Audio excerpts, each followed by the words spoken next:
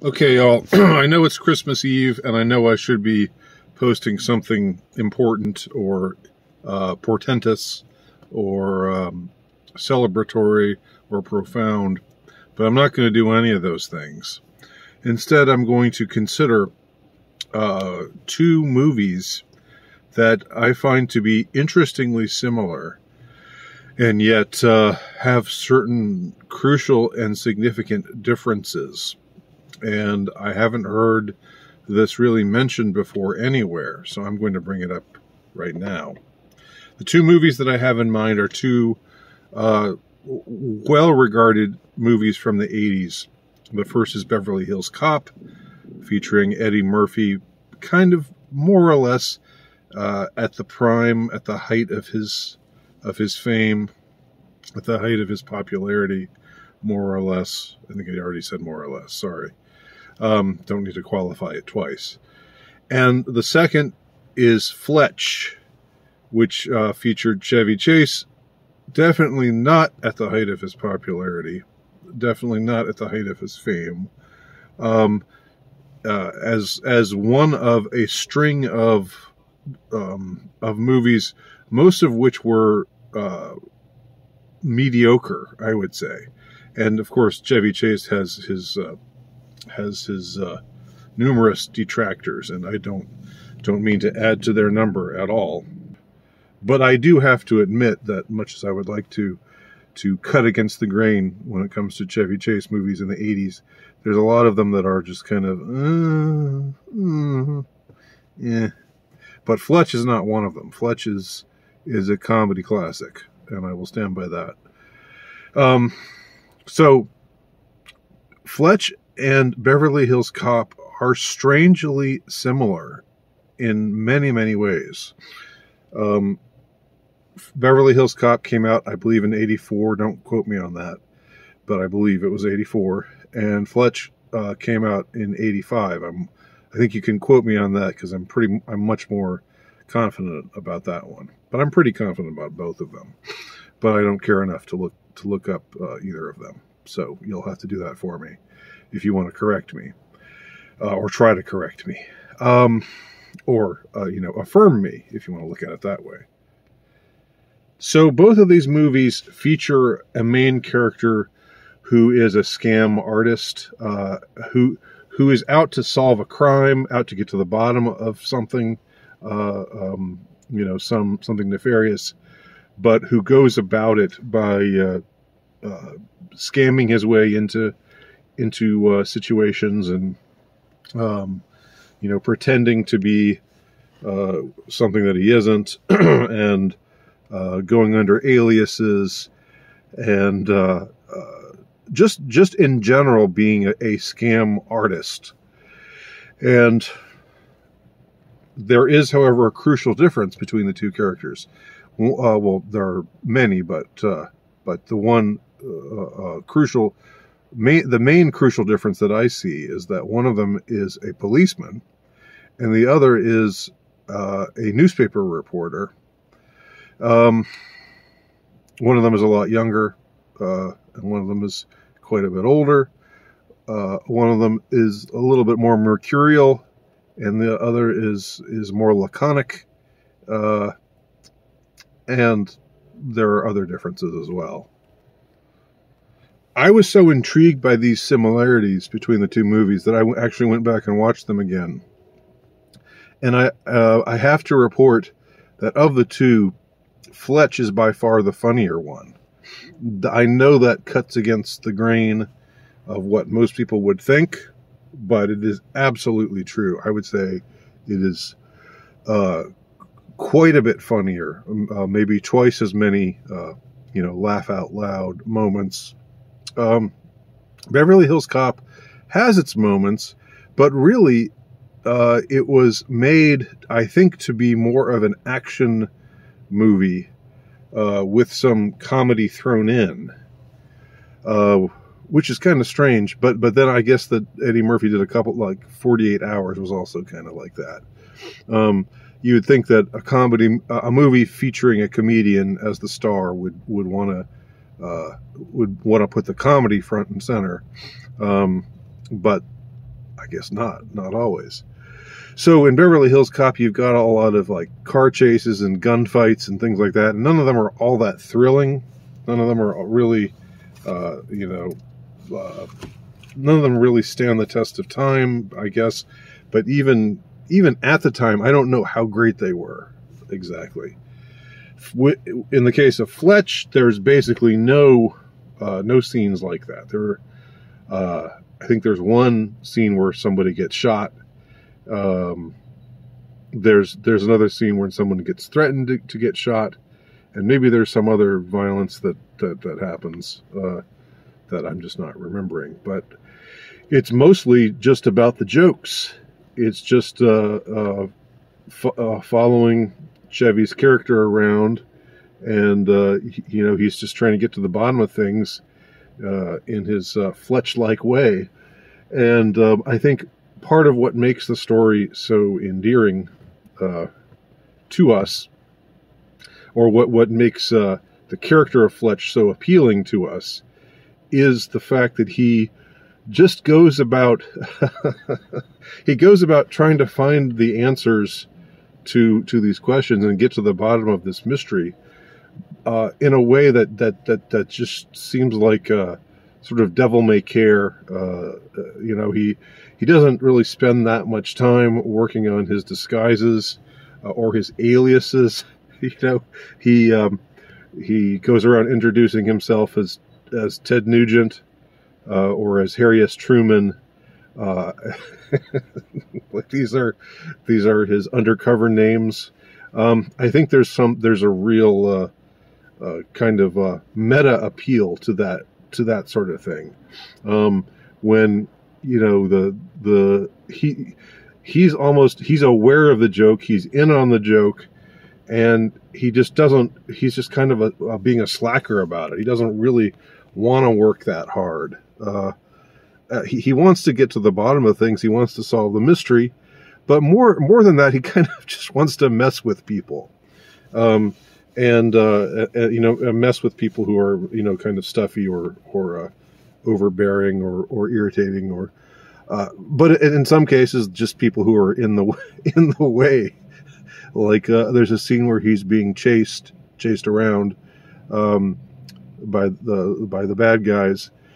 And there's some party for some guy, and he gets in them, like they're throwing some celebration for him, and he gets up and starts speaking in favor of this guy and talking about what a great guy he is, and says he wasn't ashamed to admit when he had syphilis, and like this is just to evade the people who are chasing him, because they can't I guess they can't go after him. They have to kind of hide back when he's in the middle of this crowd. So he doesn't really seem to have much regard for people or for what they think about him, and he says what he feels like, and there's just something very very appealing, like I said, about just if you're going to go undercover, if you're going to go in disguise, just put on some really tacky suit and get this really stupid looking nose job or like temporary nose thing that like he has in one scene, and just introduce yourself by all these names that are so conspicuous that they're not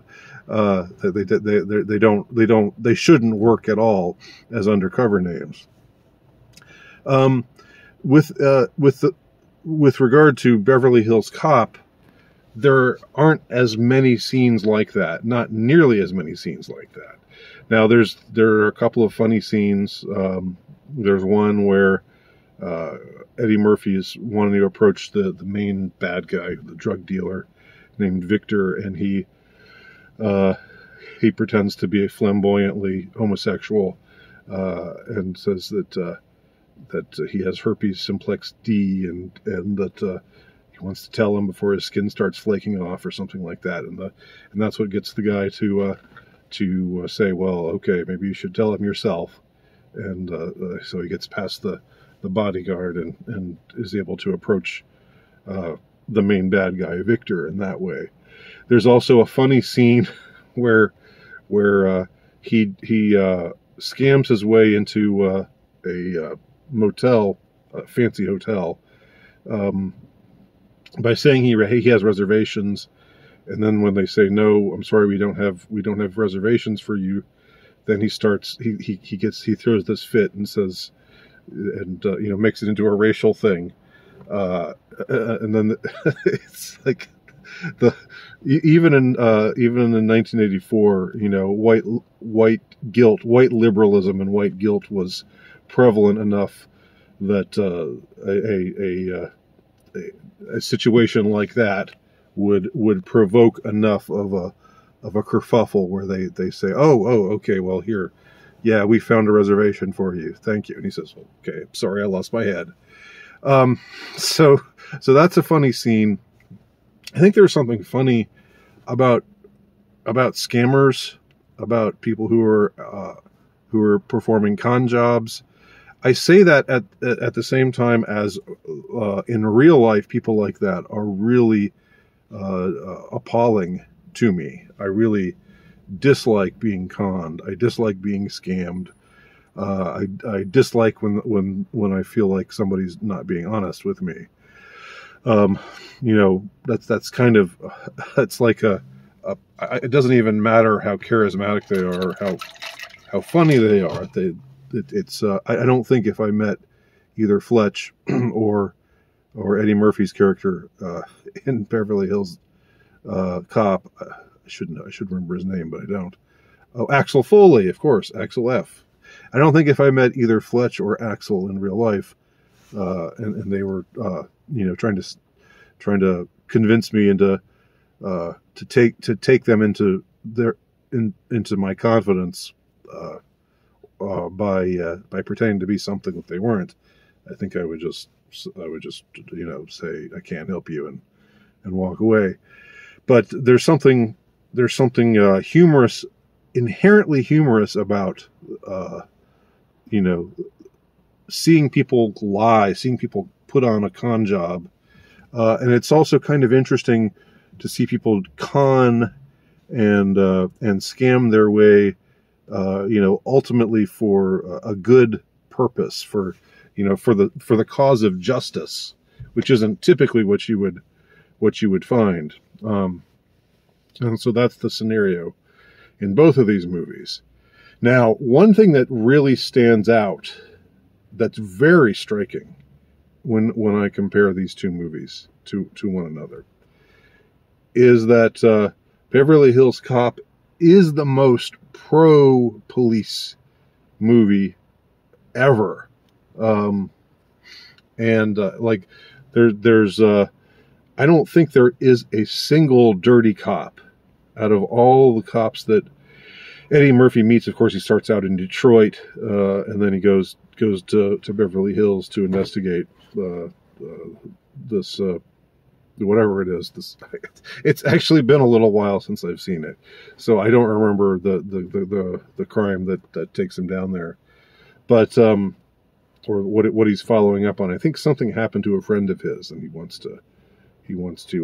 There's something personal about it, but I don't remember much beyond that. But all the police are just great guys. They're great guys. Some of them, a little rough around the edges at first, like one of the cops that he meets, doesn't really like how he uses profanity and kind of gives him a hard time at first. But then they make friends, and he, Judge Reinhold and this other guy, and Eddie Murphy's character, Axel F., they become the best of friends. They become this dynamic trio. The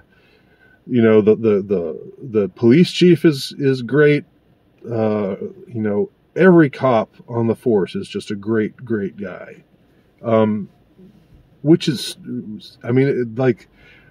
they had to just really, it's to the point where I suspect there must have been some ambition behind portraying the police in this way. It must have been some tit for tat sort of thing. Like, okay, we'll make this movie with Eddie Murphy as this, profanity spewing con artist.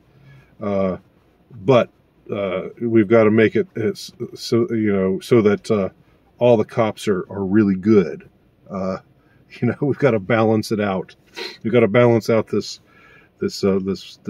renegade black guy with a bunch of really straight, uncorrupt, nice, good cops, white cops. Every single other cop, I think, in the movie is white besides Eddie's character.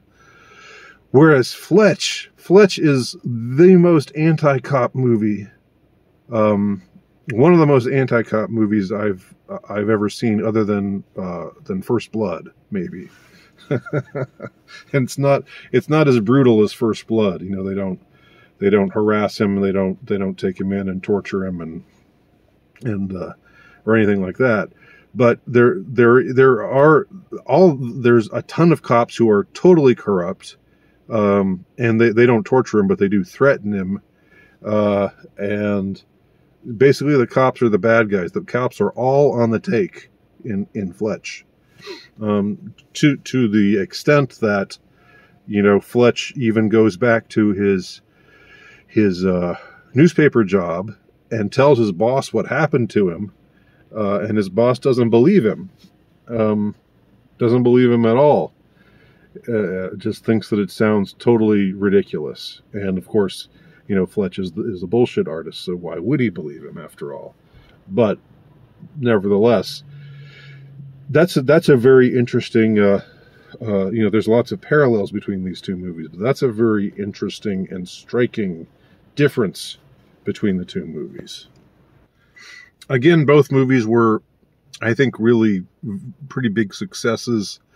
They did really well. I suspect that Beverly Hills Cop was a bigger hit than FLETCH. FLETCH has become more of a cult classic, and it's become just a widely quoted sort of movie, and like a hip kind of cult movie. Like I said, Beverly Hills Cop, not really so much. It hasn't aged nearly as well. It just doesn't stand the test of time nearly as well as FLETCH does.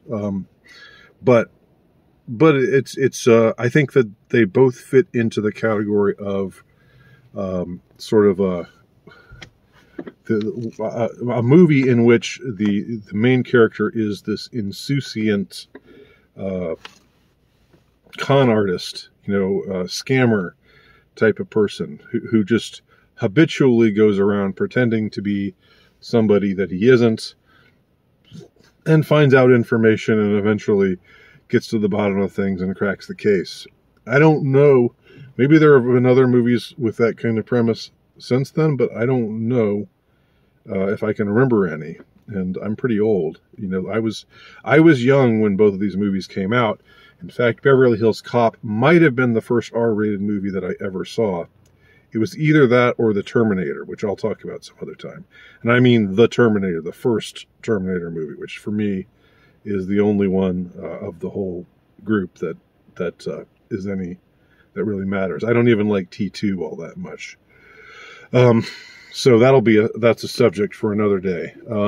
Anyway, anybody with any thoughts on any of this, please let me know, and Merry Christmas to all, and to all a good night.